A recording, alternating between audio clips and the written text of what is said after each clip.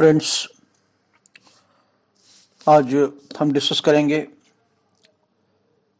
Race सब जुडिस या stay of suits जो सीपीसी के सेक्शन 10 में मेंशन है। आप जानते हैं कि सीपीसी में चाहे सेक्शन हो चाहे ऑर्डर हो, हर एस्पेक्ट को डील करने का कोशिश की गई है। सीपीसी का थ्रस्ट है जस्टिस क्विक हो, तुरंत हो, सिंपल हो,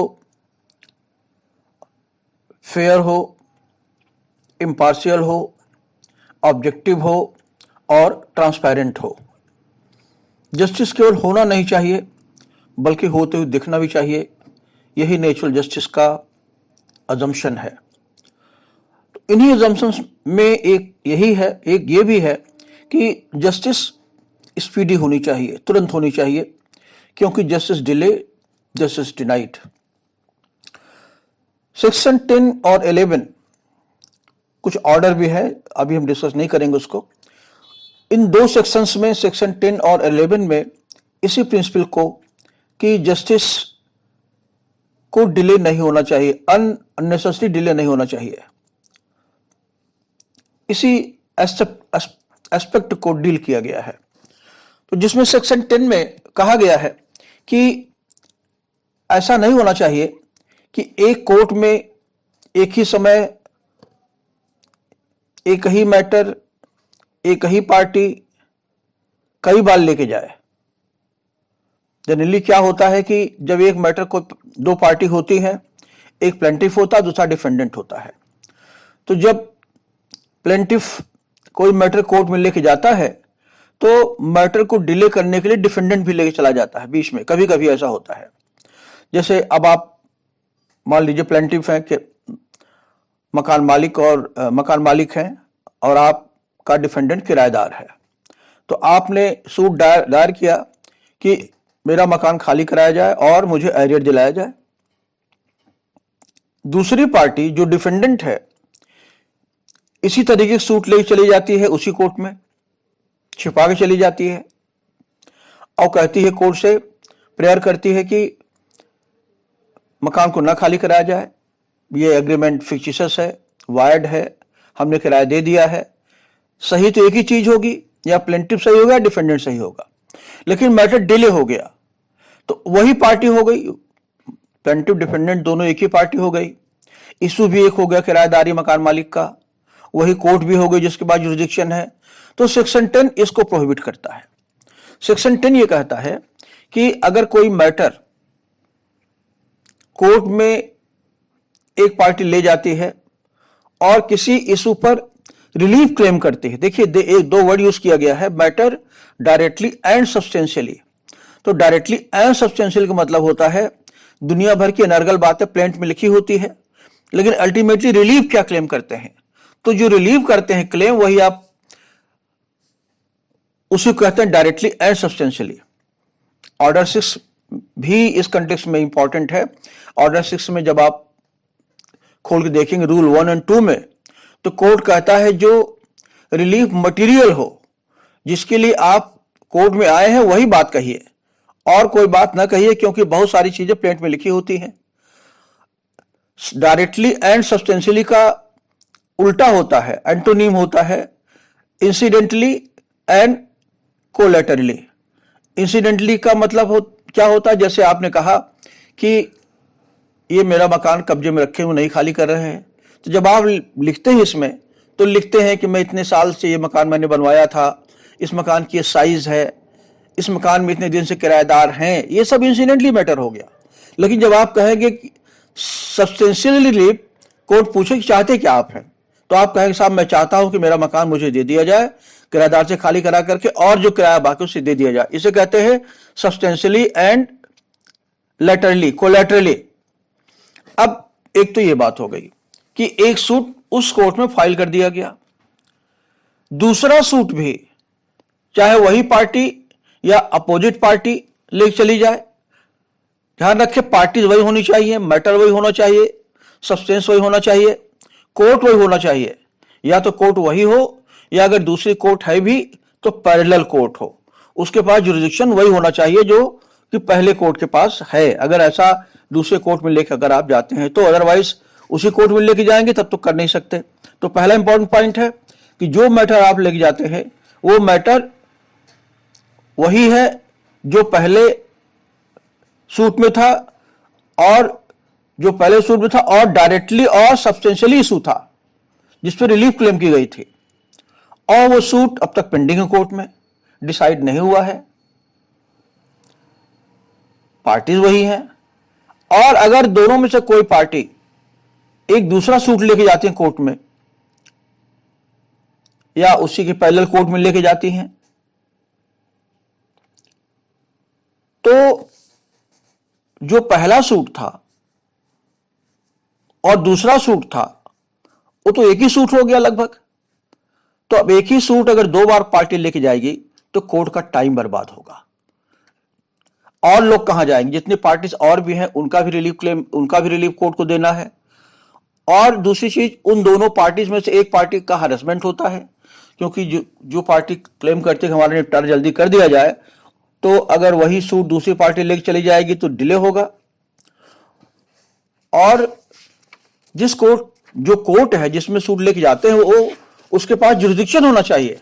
देखिए, अगर कोर्ट के पास जुरिडिक्शन नहीं है तो सूट नल हो गया, तब तो कोई मतलब नहीं निकला, चाहे सेक्शन 10 में जाए चाहे सेक्शन 11 में जाए। इतनी इंपॉर्टेंट चीज है, मैटर जो हो सब्सटेंशियली डायरेक्ट इशू में हो, पार्टी वही हो या उनका कोई रिप्रेजेंटेटिव हो, और कोर्ट के पास जुरिडिक्शन होना चाहिए। अब यहां पर जब आप सेक्शन 10 देखेंगे तो सेक्शन 10 की इन्फेसिस पार्टीज पर नहीं है, कोर्ट पर है। इसमें लिखा है नो कोर्ट शैल प्रोसीड। अगर एक ही मैटर को दो बार लाया जाता है, या वही पार्टी लाए या दूसरी पार्टी लाए, तो कोर्ट प्रोसीड नहीं करेगा। तो इसका अर्थ यह हुआ कि जो स्टॉपेल है, जो रोक लगी है, वो कोर्ट पर लगी है, पार्टीज पर नहीं लगी है। पार्टीज एक मैटर को 3 बार ले जाए 5 बार को तो पार्टीज हैं, उनको आप रोक नहीं सकते। रोकेंगे तभी जब मैटर हियरिंग पर आएगा, तब दूसरी पार्टी कंप्लेन करेगी। तो यहां पर लिखा no court shall proceed further for the trial. अगर 2 मैटर एक साथ पेंडिंग कोर्ट में है या ज्यादा मैटर पेंडिंग है, तो कोर्ट आगे के मैटर्स, जो मैटर पहली बार उससे प्रोसीड करेगा, लेकिन आगे के जो सूट्स हैं बाद में लाए गए हैं उनमें कोर्ट प्रोसीड नहीं करेगा। तो प्रोसीड नहीं करेगा तो क्या करेगा, उस सूट को कोर्ट स्टे कर देगा। तो कोर्ट के लिए मैंडेटरी है कि जितने सूट आगे कहलाते हैं उन सूट को स्टे कर दे जब तक कि पहला सूट डिसाइड न हो जाए। ये सेक्शन 10 की फिलॉसफी है कि वो सब्सिक्वेंट सूट को टेम्पररी बार कर देगी, स्टे कर देगी, और एक सूट को जो पहला सूट है डिसाइड करेगी। अब हमारे सामने क्वेश्चन है, अगर कोर्ट ने गलती से 2 सूट डिसाइड कर ही दिया तो क्या होगा, नहीं पता है। अब तो संभव नहीं है क्योंकि सारा डिजिटल फॉर्म में अब आ गया है, तुरंत पता लग जाता है कि मुकदमा नंबर क्या है, मुकदमा कब पेंडिंग था। लेकिन पहले तो कागज पे होता था, ढूंढना पड़ता था, इसलिए बहुत लोग छुपा करके डिक्री ले लेते थे एक ही कोर्ट से 2 बार, या 2 कोर्ट में, एक कोर्ट जो पहले मुकदमा लाया गया दूसरे में बाद में लाया गया है, दोनों का जुरिडिक्शन एक ही होता था, दोनों पैरेलल कोर्ट होती थी। तो अब दूसरा सूट स्टे नहीं किया कोर्ट ने, अगर डिसाइड कर ही दिया तो ध्यान रहेगा कि जो पहला सूट होगा वही फाइनल सूट होगा, उसी का डिसीजन फाइनल होगा, दूसरे का नहीं होगा। और दूसरी इंपॉर्टेंट चीज यह है कि कोर्ट पर कोई आंच नहीं आती, क्योंकि कोर्ट को आप पनिश नहीं कर सकते। जब आप पढ़ेंगे गुड फेथ में सेक्शन 78 आईपीसी में पढ़ेंगे या सीपीसी में पढ़ेंगे, तो कोर्ट गुड फेथ में अगर जजमेंट देता है तो कोर्ट का प्रोसिक्यूशन आप नहीं कर सकते, ये जनरल प्रिंसिपल लॉ का है।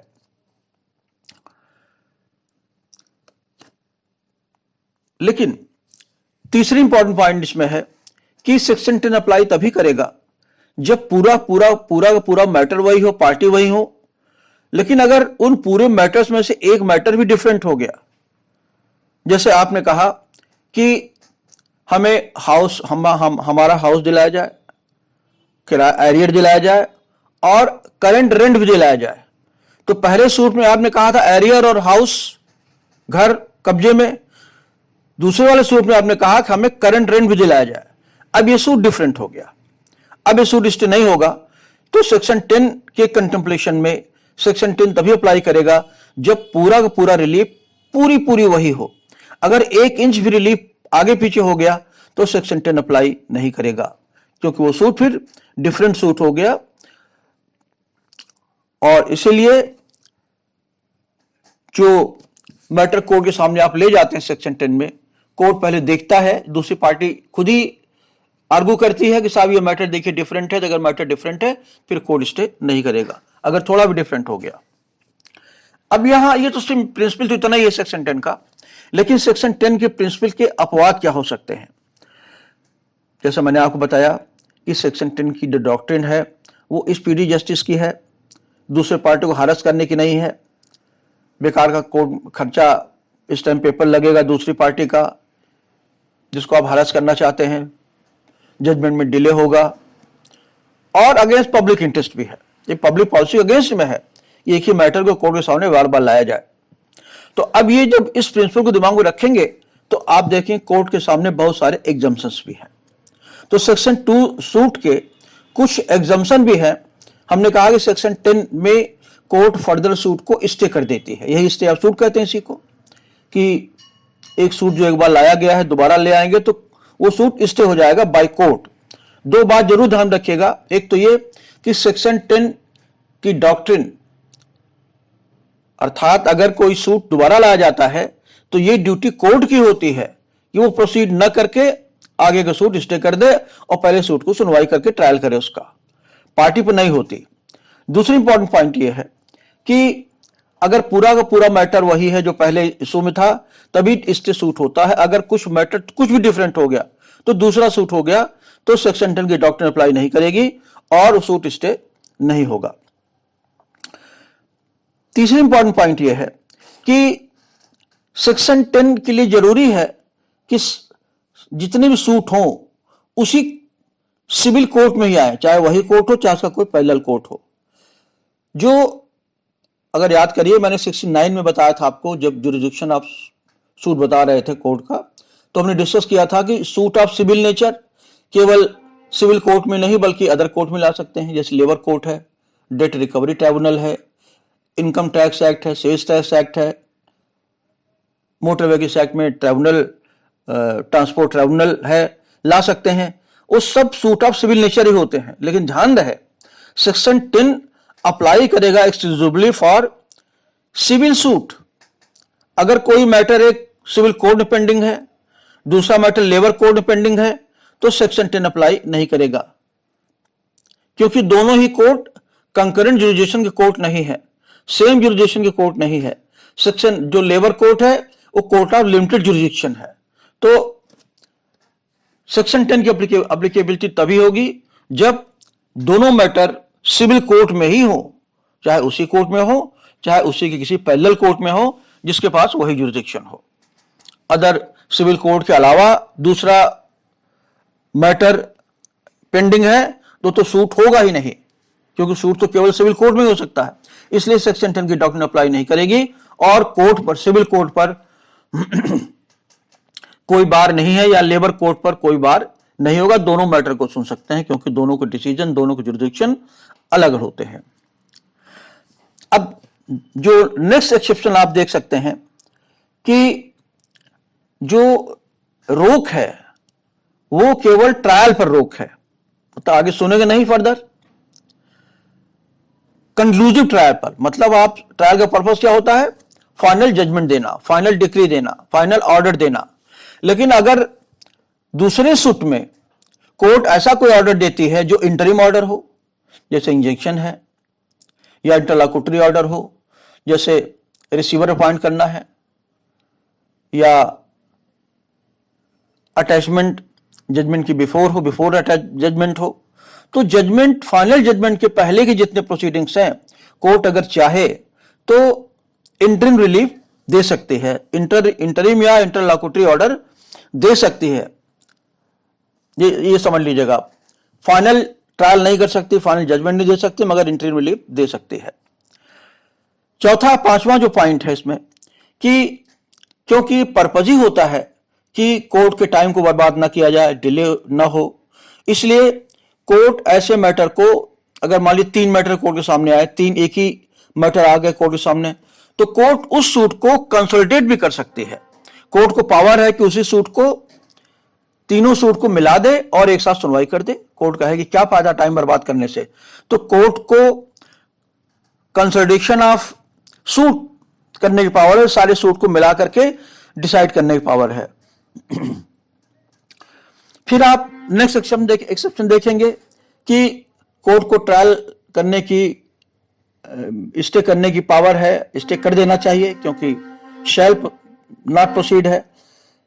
लेकिन अगर उसी सूट को, जैसे मान लीजिए 2 सूट हैं या 3 सूट हैं, हम 2 सूट की बात कर रहे हैं, एक सूट लाया गया है, दूसरा सूट लाया गया है और दूसरे पार्टी ने कोर्ट को बता दिया कि साहब दूसरा सूट भी आया है, तो कोर्ट कहेगी, या दूसरी पार्टी चली जाए कोर्ट के सामने, कहे साहब हम सूट लेके तो आए हैं, हम वही पार्टी हैं जो पहली पार्टी में थे, लेकिन उसमें टाइम बहुत लग रहा है, इसलिए सूट का समरी ट्रायल हो जाए। ध्यान रखिएगा, समरी ट्रायल का जो प्रोविजन है वो दिया गया ऑर्डर 37 में। कुछ मैटर ऐसे होते हैं जिनमें समरी ट्रायल हो सकता है, जैसे न्यू सिविल इंस्ट्रूमेंट्स एक्ट हैं, प्रोमिसरी नोट पर हैं, हुंडी है, बिल ऑफ एक्सचेंज है, जो रुपए पैसे से लेन देन के मामले होते हैं उनका समरी ट्रायल होता है ऑर्डर 37 में। तो अगर दूसरी पार्टी प्रेयर करती है कि समरी ट्रायल हो जाए क्योंकि टाइम बर्बाद होगा, समरी ट्रायल की विशेषता यह होती है कि टाइम कम वेस्ट होता है, क्योंकि कोर्ट ऑर्डर देती है, जब समन जाता है दूसरी पार्टी को तो 10 दिन में उसे डिसाइड करना पड़ता है, ज्वाइन करना पड़ता है कोर्ट को, कोर्ट के सामने उसे अपीयर होना पड़ता है। आप ऑर्डर 37 रूल 2 और 4 2 रूल दिए गए हैं, जिसमें आप जब पढ़ेंगे तो इन दोनों रूल्स में प्रोविजन दिया गया है कि जो कोर्ट लेके जाता है दूसरे में 10 दिन में नोटिस देगा दूसरी पार्टी को, समन जारी करेगा, और समन जारी करने के 10 दिन के बाद दूसरी पार्टी को अपीयर होना पड़ेगा, और अपीयर होने के बाद 10 दिन के भीतर दूसरी पार्टी को WS, तो हर बार 10-10 दिन का समय मिलता है। अगर वो अपीयर नहीं होता या रिटन स्टेटमेंट नहीं फाइल करता, उसे फर्दर टाइम नहीं मिलेगा, कोर्ट सूट उसका डिसमिस हो जाएगा। तो कोर्ट समरी सूट, दूसरे सूट को समरी सूट ट्रायल भी कर सकती है ताकि वो डिसाइड भी हो जाए और टाइम भी ना बर्बाद हो और सूट को स्टे भी ना करना पड़े। नेक्स्ट इस इंपॉर्टेंट एक्सेप्शन ये है कि अगर कोई इंस्टीट्यूट है, कोई एक्ट है और एक्ट खुद ही ये कहता है कि नहीं आप जितनी बार चाहें उतनी बार करें और सूट स्टे नहीं होगा, जैसे वक्फ बोर्ड एक्ट है उसमें प्रोविजन है, और आपका इंडियन सक्सेशन एक्ट है उसके सेक्शन 10 में प्रोविजन है, दिया गया है कि इस पर कोई रोक कोर्ट नहीं लगा सकता। तो अगर एक्ट है, इंस्टीट्यूट है, तो फिर कोर्ट को स्टे करने की जरूरत भी नहीं है और पावर भी नहीं है। तो ऐसे केसेस में सेक्शन 10 अप्लाई नहीं करेगा जहां इंस्टीट्यूट खुद ही परमिट करता है कई सूट फाइल करने की एक साथ। और बस ठीक है, जो दूसरी पार्टी क्योंकि हरास ना किया जाए इसका पर्पस होता है, इसलिए कोर्ट बीच में इंटरिम ऑर्डर है, इंटरलोक्यूटरी ऑर्डर दे सकती है, एविडेंस रिकॉर्ड कर सकती है, बस जजमेंट नहीं दे सकती।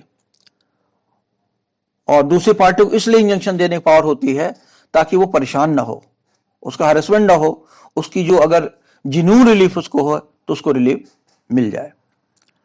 तो अब कल हम डिस्कस करेंगे res judicata, doctrine of res judicata. इसमें कुछ सेक्शन 10 में कोई केस देने की जरूरत नहीं है आपको, कल कुछ केस हम चाहेंगे तो बता देंगे, क्योंकि इसमें तो बिल्कुल सीधा सीधा प्रिंसिपल है सेक्शन 10 में। इसलिए जितना जो बेयर प्रोविजन है, प्रोविजन क्या है, प्रोविजन का पर्पस क्या है, पर्पस है जस्टिस डिले ना हो, लिटिगेशन प्रोलॉन्ग ना हो, दूसरी पार्टी का हरेसमेंट ना हो, पब्लिक का बेकार दूसरी पार्टी का पैसा ना बर्बाद हो, और पब्लिक पॉलिसी के अगेंस्ट में ना हो, क्योंकि ला कभी नहीं चाहेगी कि अननेसेसरी टाइम वेस्ट हो कोर्ट का और कोर्ट के ऊपर बर्डन आए और दूसरी सुनवाई करने से वो डिप्राइव हो जाए। इतने तो सेक्शन 10 का प्रोविजन क्या है और सेक्शन 10 का एक्सेप्शन क्या है जो मैंने बताया आपको। इंटरिम ऑर्डर दे सकती है, समरी सूट ट्राई कर सकती है और सूट को कंसोलिडेट भी कर सकती है एक साथ। और अगर कोई प्रोविजन है, कोई एक्ट है, स्टैट्यूट है, तो ऐसे केस में वो सेक्शन 10 अप्लाई नहीं करेगी। Thank you.